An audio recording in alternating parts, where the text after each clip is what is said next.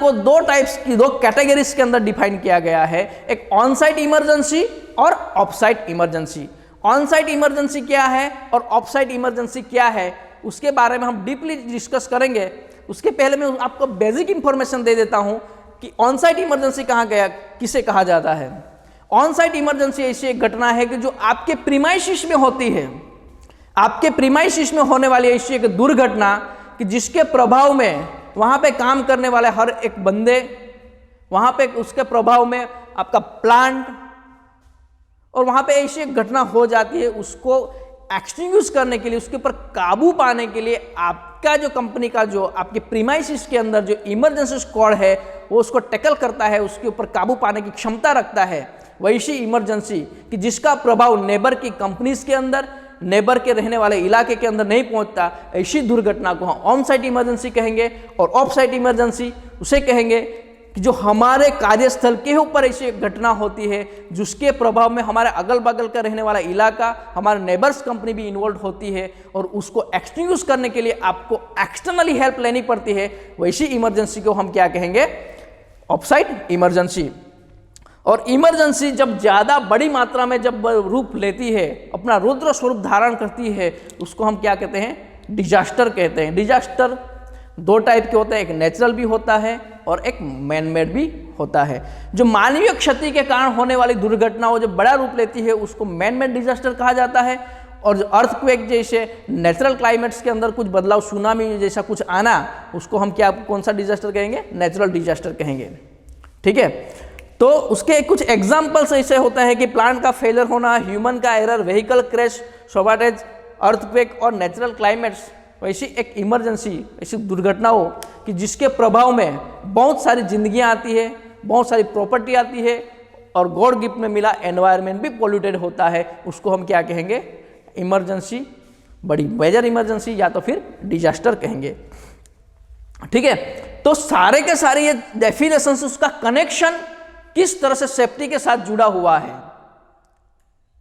ठीक है, उसके बारे में। मानो कि हमारा एक कार्यस्थल है, हमारा एक कंपनी प्रीमाइसिस है, कंपनी प्रीमाइसिस के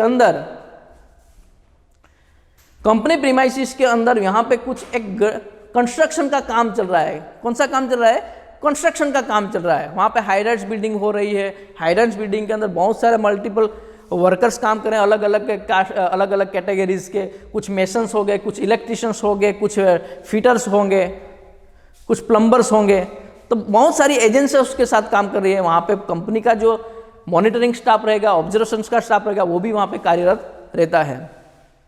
मान लो कि यहाँ पे एक एक्स्ट्रा स्ट्रक्चर, एक ढांचा बन रहा है, वो ढांचा के ऊपर कुछ वर्कर्स कुछ काम कर रहे हैं। तो वर्कर्स काम करने के दौरान वहां से कुछ बाय मिस्टेक्स वो वर्कर्स के हाथ में से कुछ ब्रिक्स का टुकड़ा, छोटा सा एक ऑब्जेक्ट वहां पे नीचे खड़ा हुआ एक बंदे के पास आके गिरता है। तो उसके प्रभाव में वो आता नहीं है, लेकिन डेफिनेटली उसके रिफ्लेक्शन उसके माइंड में होते हैं कि मान लो कि ये ऑब्जेक्ट मेरे सर पे आके गिरता तो क्या होता। तो उसको हम क्या कहेंगे, नियर मिस कहेंगे। वही सिचुएशन सेम है, वही जगह है, वही स्ट्रक्चर है, वही ढांचा है, वही ब्रिक्स का टुकड़ा। यहां पे जो नियर मिस हुआ था तब जाके उसने एचएससी डिपार्टमेंट को इंफॉर्मेशन उसके बारे में दिया नहीं था, कि रिपोर्टिंग किया नहीं था। बाद में दूसरे तीसरे दिन वही घटना, वही जगह पे ऊपर एक वही वैसे ही एक गिट्टी का टुकड़ा या ब्रिक्स का एक छोटा सा ऑब्जेक्ट उसके पैरों पे आप पे गिरता है, और उसने मान लो कि सेफ्टी शूज पहने हुए हैं, तो उसको इंजरी नहीं होती है, लेकिन प्रॉपर्टी डैमेज होने के चांसेस थे। तो वहां पे उसको छोटा सा उसको शूज को नुकसान होता है, तो उसको हम क्या कहेंगे, इंसिडेंट कहेंगे। लेकिन वही इंसिडेंट जब हुआ तभी हमने एचएससी डिपार्टमेंट को उसके बारे में कोई इंफॉर्मेशन दिया नहीं।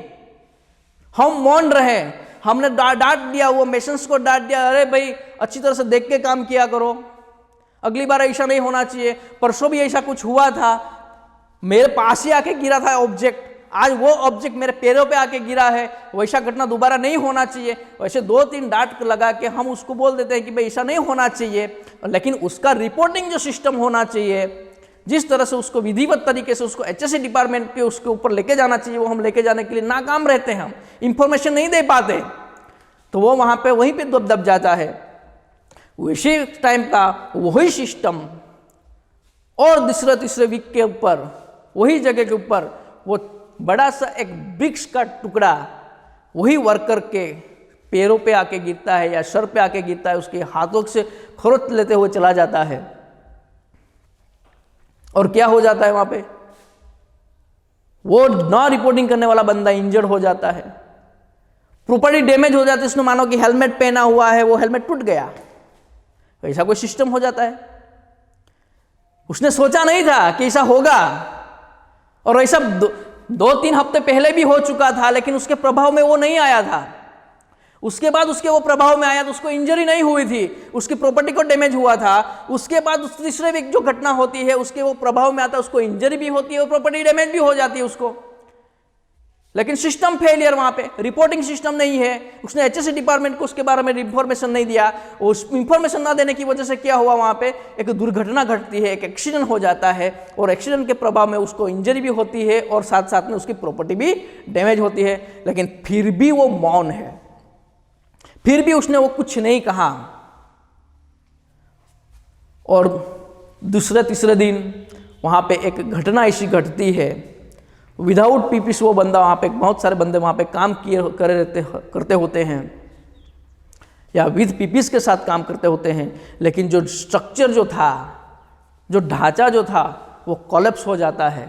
और कोलैप्स हो जाता है तो वहाँ पे क्या होता है, आप कल्पना कर सकते हो कि वहाँ काम करने वाले बहुत सारी जिंदगियाँ जा सकती है, मास क्वांटिटी में प्रॉपर्टी डैमेज हो सकती है। तो उसको हम क्या कहेंगे, इमरजेंसी कहेंगे। और जब ये इमरजेंसी है तब जाके आपको पता चलता है कि आपकी गलती कहाँ पे हुई।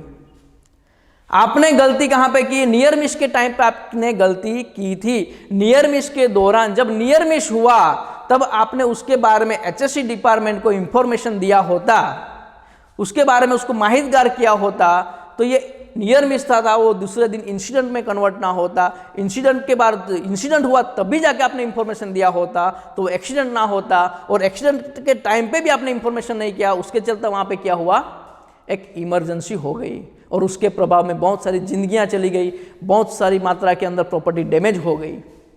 तो सारे के सारे सिस्टम कहां पे फेलियर हो जाती है, रिपोर्टिंग सिस्टम ना होने की वजह से पूरे का पूरा ढांचा यहां पे कोलैप्स हो जाता है।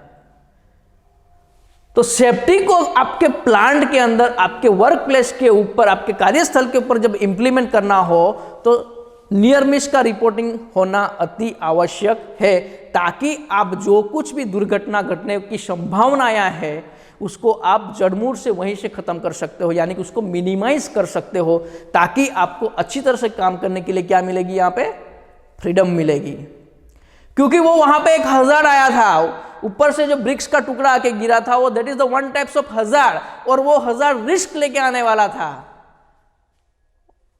और रिस्क का आगाज आपको यहाँ पे नियर मिस के दौरान उसने किया था कि ये खतरा यहाँ पे हो सकता है, ये जोखिम यहाँ पे होने की संभावनाएं हैं। तो वो HSE डिपार्टमेंट को वहाँ पे उसने इन्फॉर्म किया होता तो ये इंसिडेंट ना होता, और इंसिडेंट के दौरान उसने बताया होता तो एक्सीडेंट ना होता, और एक्सीडेंट के टाइम पे उसने बताया होता तो इमरजेंसी ना होती। तो इन शॉर्ट कहने का मतलब कि reporting is the most important. आपके कार्यस्थल के ऊपर जो कुछ भी अनवांटेड, जिसकी आपने कल्पना ना की हो, ऐसी कोई सिचुएशन, ऐसी कोई घटना घटती है कि जो बहुत बड़ा एक हादसा को निमंत्रण देने वाली ऐसी कोई सिचुएशन क्रिएट होती है, तो उसके बारे में आपको रिपोर्टिंग करना चाहिए, ताकि आपको काम करने के लिए फ्रीडम मिले।